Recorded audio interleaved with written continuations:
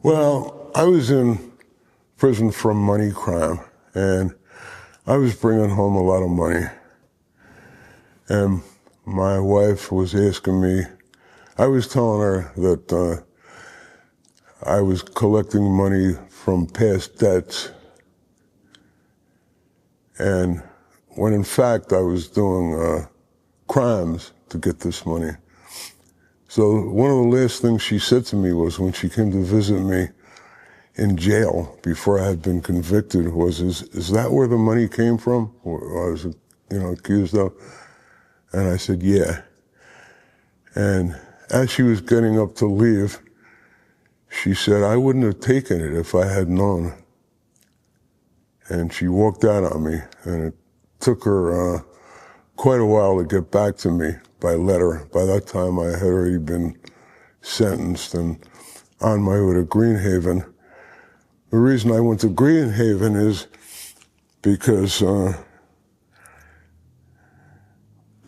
thought I was so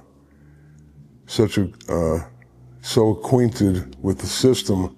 So Green Haven is the only kosher place in the New York system at the time, and it's an easy place, lay back, and that's where I'm going to go.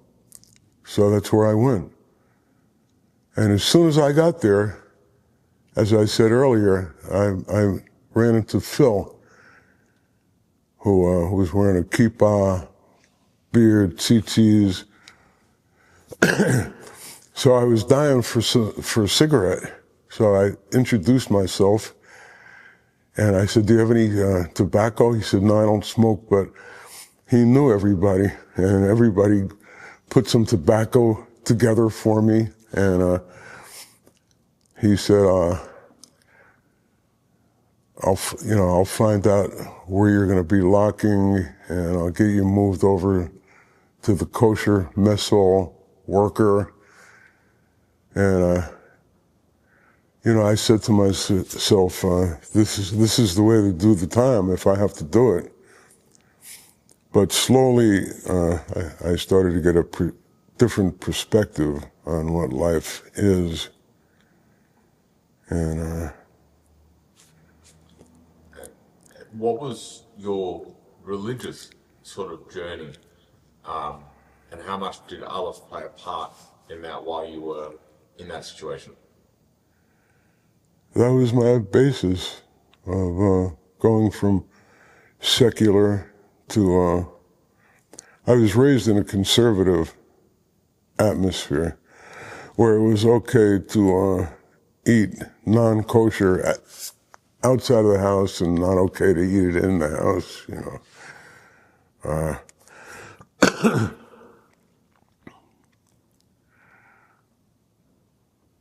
But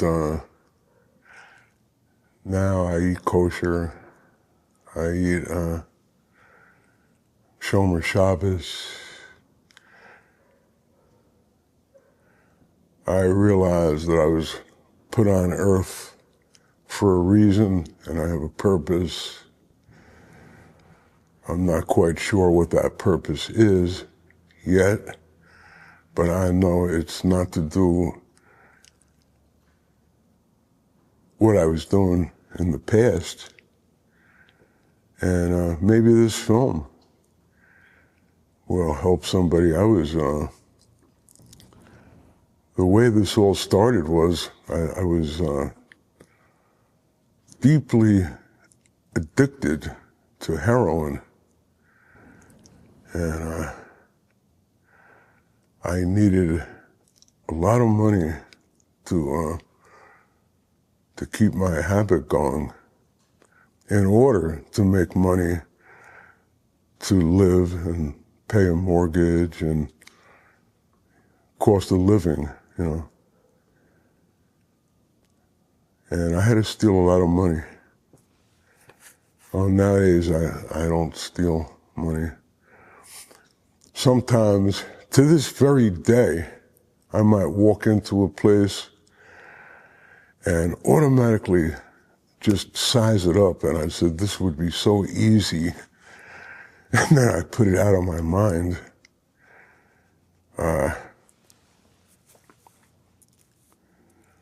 But I'm very, very far from being perfect. But Aleph helped open my eyes to see that there is much more to life than the life I was capable of seeing at the time. And most of it was because I was high on drugs. There was one time I remember I lived in a house in Livingston, New Jersey, and I had money and everything, and I was just standing there one day, and there was something wrong, and I didn't know what it was.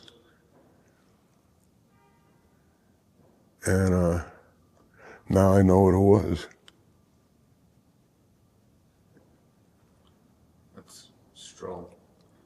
In part of your journey, how much did you connect to the Chabad aspect or the Rebbe? I know that you've spoken a little bit on that. I want to see if you'd open up to that experience. To Lubavitcher Rebbe? Yeah. Oh, I met him one time when I was invited to Crown Heights for Shabbos, me and another couple. Well, that's a whole other story. But that was a life-changing experience.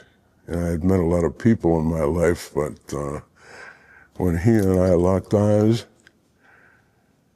we didn't say a word, but life-changing. Later on, I asked who that was, and they said, "You don't know."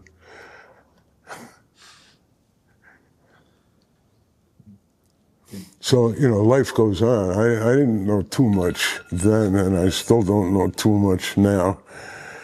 But life is a journey of learning. It's full of regrets in my life.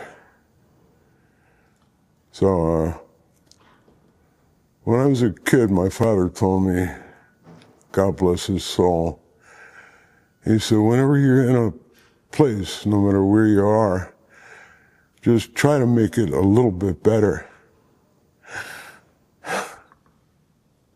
So it took me quite a while to put that into practice. Very emotional, this interview is becoming for me. And every word of it is true in my life. Maybe somebody can identify with it, maybe not. For whatever purpose this interview is happening, and I hope it's making the place a little bit better. Any other questions? How on that idea of making things better, and let me tell you, it's powerful what you're saying, the words that are coming out. How much has the support of an organization like Aleph in incarceration and then post-incarceration allowed you to be this person who you are right now?